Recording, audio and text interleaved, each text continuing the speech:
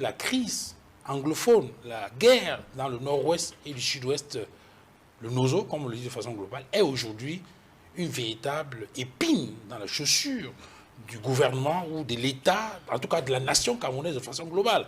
Et donc, cette question-là également peut être adressée et il faut trouver des solutions. C'est la raison pour laquelle je pose la question de façon globale. Bon, ok, Duval. Christian Massoma, de façon globale, aujourd'hui, face à la situation actuelle, où on a un pays où il y a des petites difficultés, vous avez évoqué le cas du tribalisme, je viens de parler de la guerre du Nozo, il y a un ensemble de choses qui fragilisent l'unité nationale.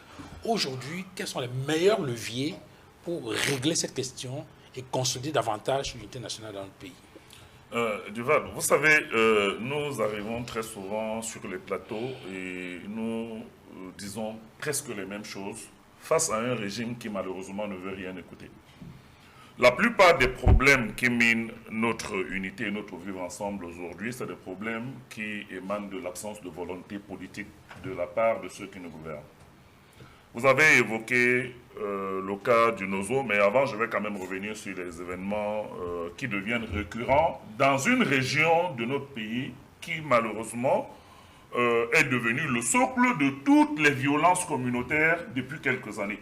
On a cité effectivement Ebolo Vameye et Zoétélé il y a quelques temps.